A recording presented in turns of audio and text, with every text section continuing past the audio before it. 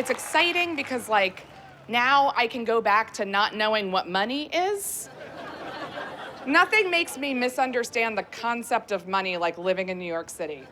Because, like, my favorite thing is to go out to eat. That's my favorite thing to do.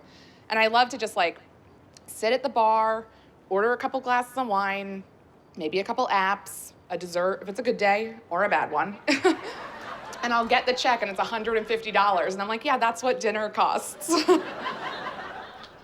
I get that same bill once a year from my dentist. And I'm like, do I need teeth? Like, this seems excessive.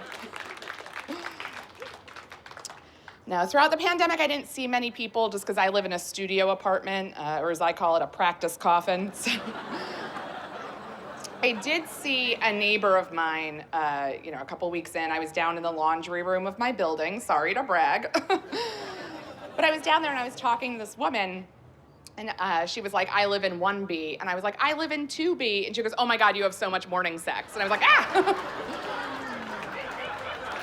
Ooh. And I was just like, oh no. And she was like, no, it's totally fine. Like, I don't care. It's just I live below you, so I hear all of the banging and the screaming and the moaning and the jumping around and all that. Like, she was like, good for you, but just a heads up, like, I hear all of it. And I was like, oh my God, that's so embarrassing. I am just putting on jeans every day.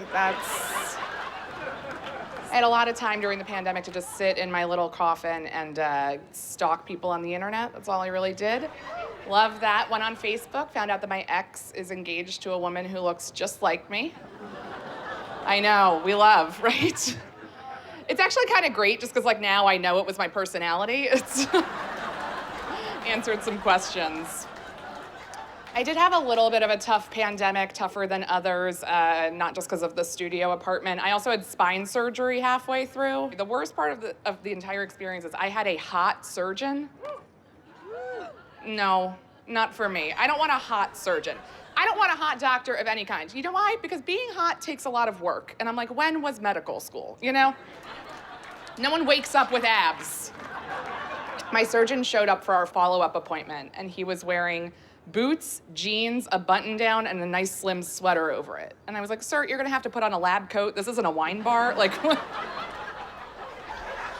he told me at that appointment, he was like, we talked about this after surgery, but I don't think you remember because you were still very loopy from the anesthesia. And then he told me a bunch of information I've never heard before in my entire life. And I was like, oh no, I don't remember what he said, but I definitely don't remember what I said. Like, you guys have had Sunday scaries before, right? You have like 9 or 10 vodka sodas and you have to go home and you're like, don't look at your phone, it's only gonna make you upset. You did some things.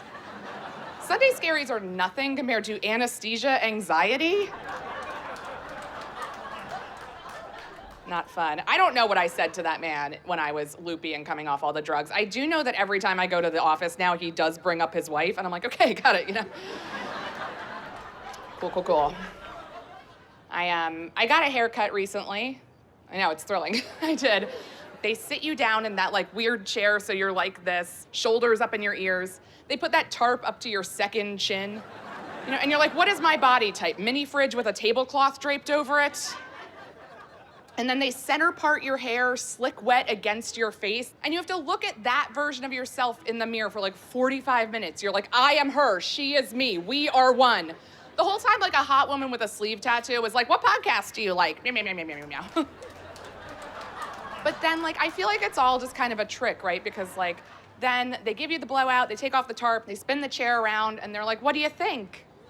And you're like, well, I no longer look like I was dragged out of the Hudson by the police, so bangs are fine. I cut 9 inches off of my hair this year. I know, all the women are like, are you okay? I went from fundamentalist to human being. It's been a ride. But no one believes me when I tell them I cut 9 inches off my hair. And that's because usually when someone tells you 9 inches, they mean like 4 or 5, so I know, men don't like that joke. I guess my message to the men who don't like that joke is to stop lying to us. Like, I know what 9 inches is, okay? I have seen a universal remote before. I mean, never in person, but a girl can dream. All right, I've been Alison Leiby. You guys have been so fun. Thank you so much.